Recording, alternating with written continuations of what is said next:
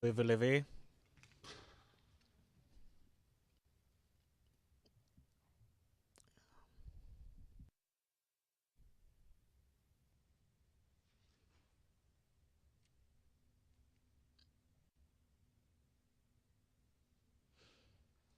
Please be seated. Veuillez vous asseoir.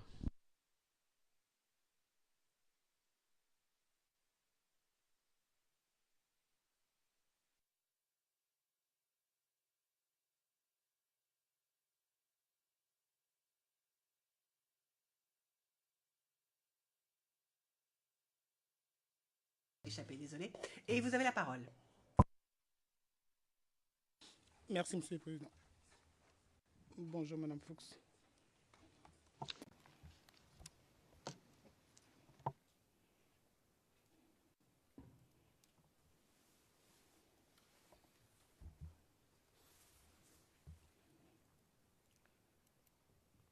Avant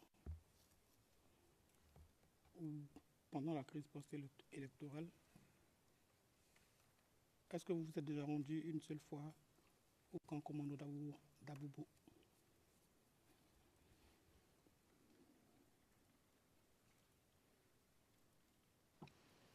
Non, je ne crois pas.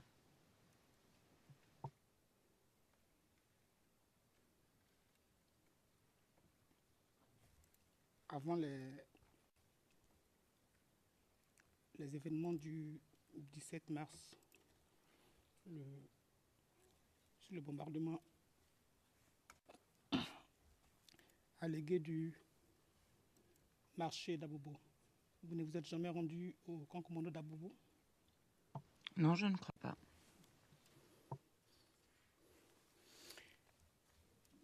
Comment savez-vous alors qu'il y avait des mortiers au camp commando d'Abobo? Je ne sais pas s'il y avait des mortiers au camp commando d'Abobo.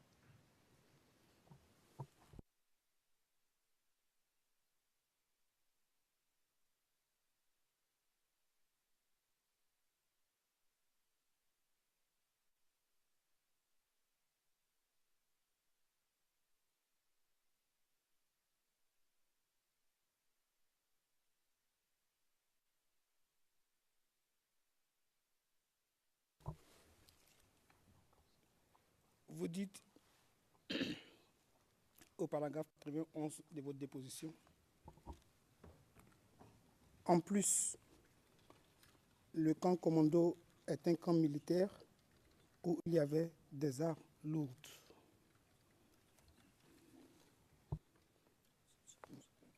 Oui, effectivement.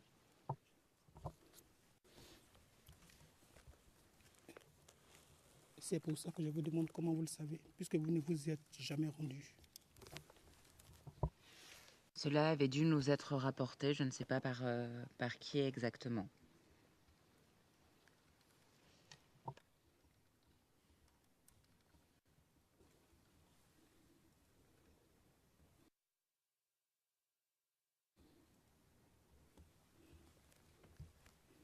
Et donc cette affirmation ressortirait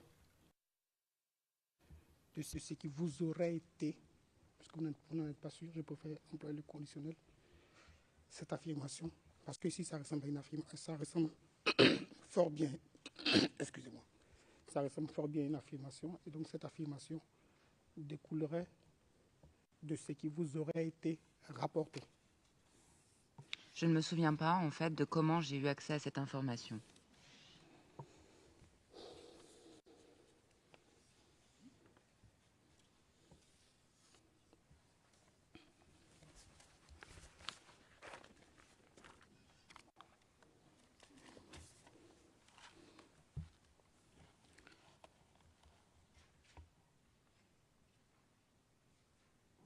Durant vos différentes missions ou enquêtes sur les lieux à Bobo, avez-vous déjà vu un ou des éléments FDS?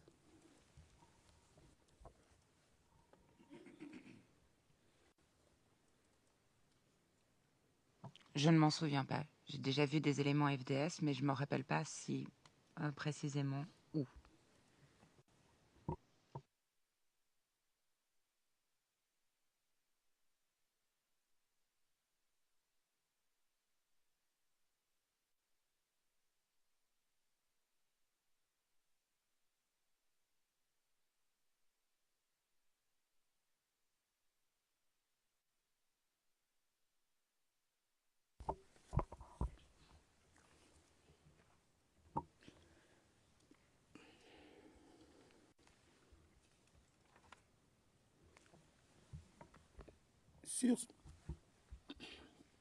Sur l'événement du 17 mars 2010,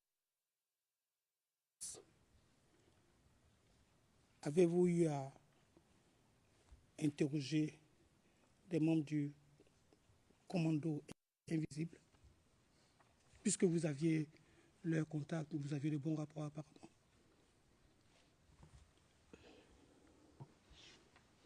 Des bons rapports est peut-être un terme un peu trop fort. En tout cas, nous avions des échanges. Personnellement, non. Mais je ne dis pas que ça ne s'est pas fait dans le cadre de cette mission.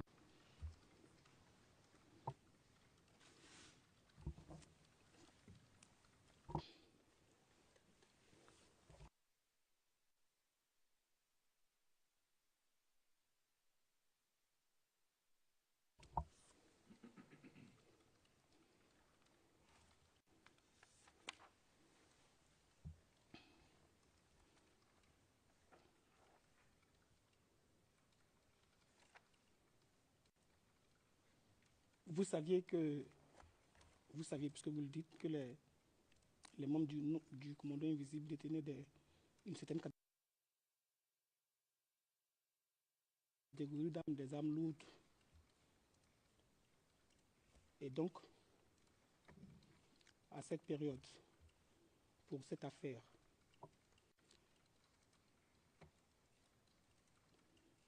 puisque vous dites que vous n'aviez aucune certitude sur l'origine, c'est ce que je peux comprendre de vos dépositions. Si je me trompe, vous n'avez aucune certitude de la provenance des tirs. Pourquoi vous ne les demandez pas? Comme je l'ai déjà expliqué, lors de chaque mission, on avait chacun une fonction différente. Et moi, je devais m'occuper d'interroger plutôt les victimes et témoins. Donc, je n'ai pas eu d'échange à ce sujet avec les éléments du commando invisible.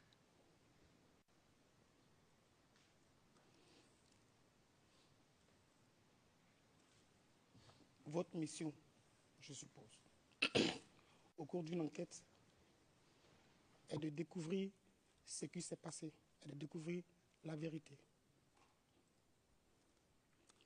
Vous aviez des contacts avant cet événement, après cet événement, avec les membres du commando invisible. Vous aviez des contacts? Nous avions des échanges, mais je pense que vous surestimez les contacts, le type de contact que je pouvais avoir personnellement avec les membres du commando invisible. N'avez-vous pas, à plus d'une occasion, rencontré ou échangé téléphoniquement avec les membres du commando invisible? Avec certains membres, oui.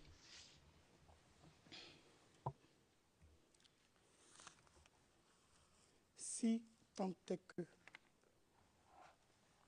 vous aviez la volonté de découvrir ce qui s'était passé,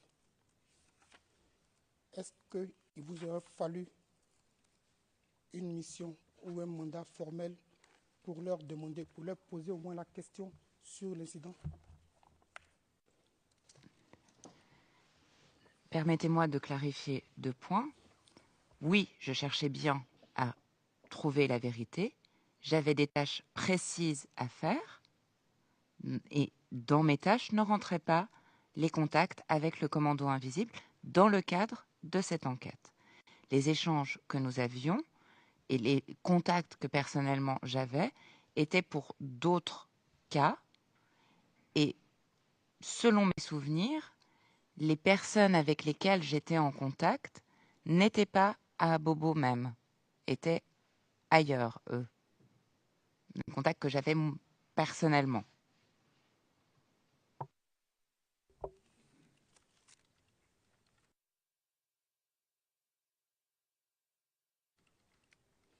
Ils étaient où? Ils étaient, dans les contacts que j'avais personnellement, ils m'ont toujours rapporté qu'ils étaient plus, eux, vers Anyama.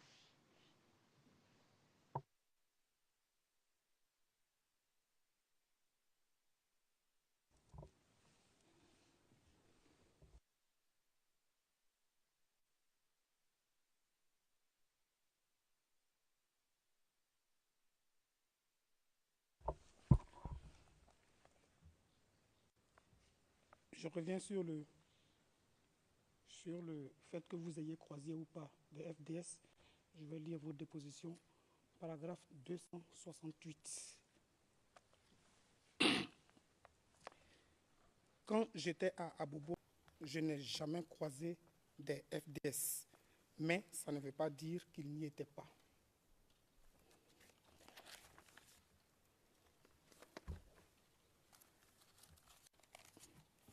C'était juste pour vous rappeler que vous ne les aviez pas croisés, que ce n'était pas un doute. Vous avez dit que vous ne les avez jamais croisés.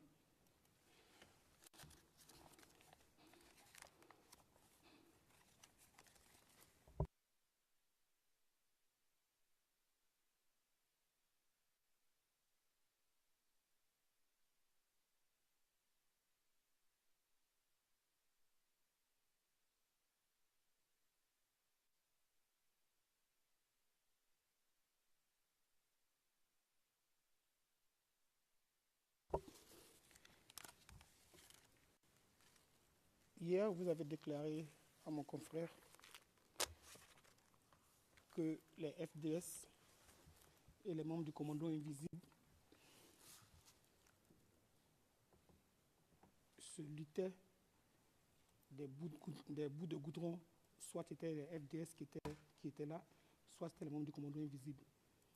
À ce que je viens de lire, ce sont les membres du commando invisible que vous avez toujours vus.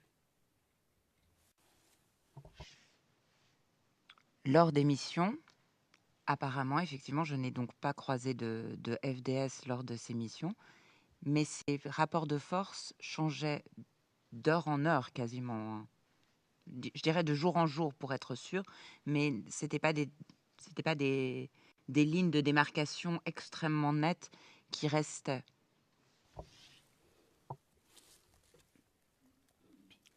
Il serait mieux pour nous, pour la chambre, qu'on parle de ce que vous avez vu. Je pense que c'est plus clair, voilà, je pense que c'est mieux de parler de ce que vous avez vu. Et ce que vous avez vu, ce sont les membres du commando invisible. Et j'ai également vu des lignes de démarcation qui bougeaient selon les jours.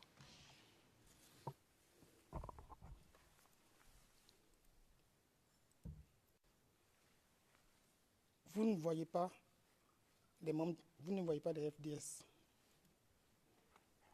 Vous voyez que des commandos invisibles. À un endroit, puis à un autre jour. À partir de quoi vous parlez de ligne de démarcation ou bien de lutte entre FDS et commandos invisibles? Dans les rues, on voyait soit des FDS, soit des membres du commando invisible. Et c'est ce que j'essaie de vous expliquer, donc que ces lignes étaient différentes de jour en jour. C'est-à-dire qu'à un instant T, un jour précis, vous voyez dans cette rue des membres du commando invisible. Si vous repassez le lendemain, il n'était pas dit que ce soit toujours des membres du commando invisible qui étaient dans cette même rue. Ça pouvait être à ce moment-là des éléments des FDS. Je vais revenir une dernière fois sur le sujet pour qu'on se comprenne.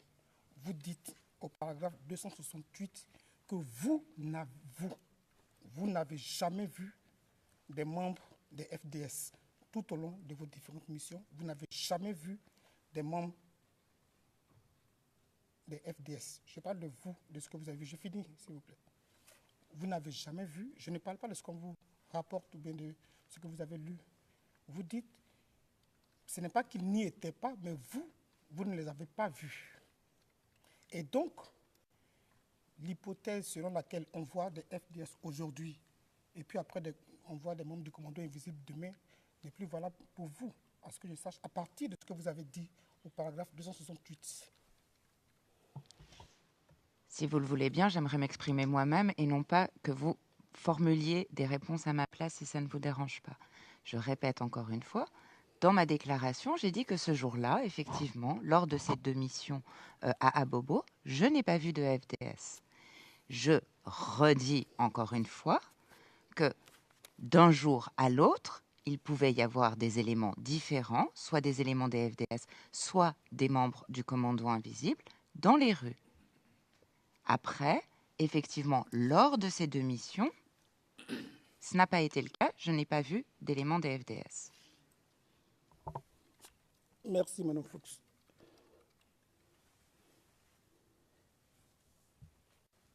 Vous avez été présente lors de la mission dite de libération du prêtre et des séminaristes. C'est exact? Il s'agissait de missions différentes.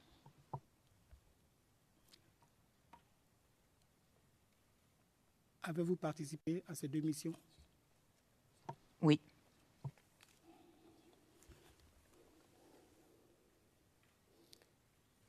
Quand vous dites au paragraphe 241 que vous étiez présente aux négociations, qu'est-ce que vous entendez par négociation?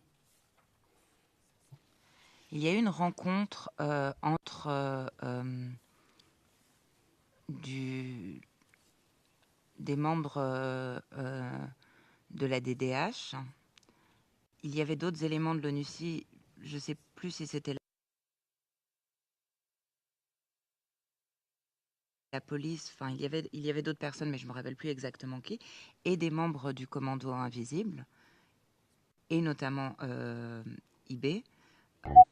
Et on a négocié en fait la libération en essayant de... moi, je n'ai pas vraiment participé à cette négociation, j'étais présente, mais je n'ai pas pris la parole.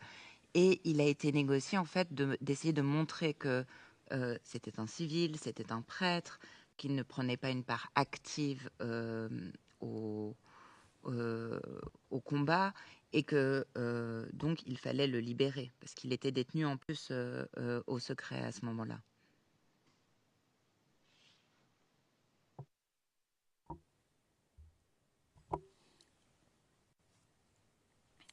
Vous étiez présente et donc vous avez dû entendre tout ce qui a été dit. Qu'est-ce que la mission, l'ONUCI, je ne sais pas si je peux l'appeler comme ça, l'ONUCI a offert ou a promis au commando invisible pour obtenir la libération de ces personnes? Rien du tout, à ma connaissance.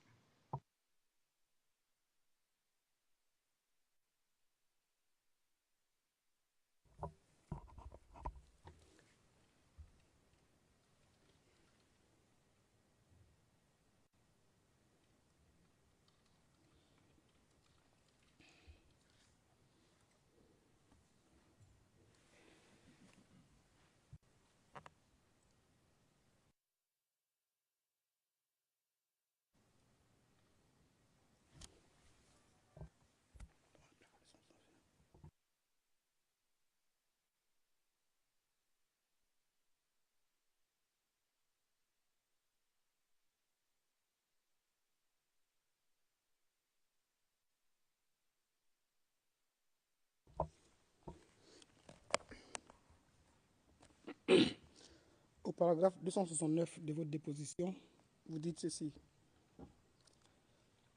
Je sais que le sujet concernant le lien entre le commando invisible et les forces armées des forces nouvelles a été abordé entre le commando invisible en présence de IB et des membres de l'ONUCI.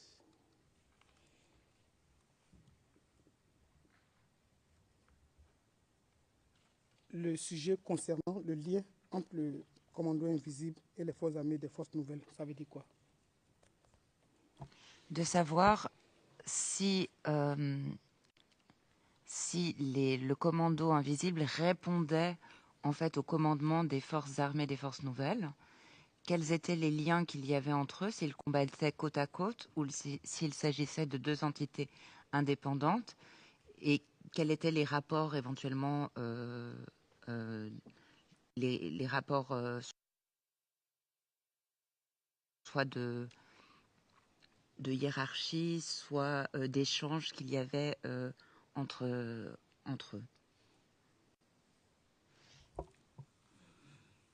Cette réunion, si on peut l'appeler ainsi, a eu lieu où? Alors, déjà, il me semble que ça, c'était une autre réunion, hein, pas liée directement aux deux réunions précédentes dont on a parlé. Et j'ai du mal à me rappeler où c'était. Je me rappelle que c'était un lieu extérieur, mais un peu comme une cour, comme la cour d'un bâtiment ou quelque chose comme ça, désaffecté. Mais je n'ai pas de mémoire exacte du lieu, là, comme ça.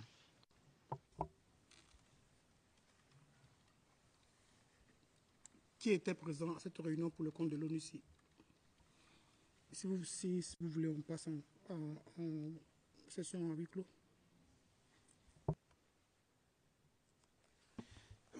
Let's go into. Passons avec le partiel, s'il vous plaît, pour ces noms.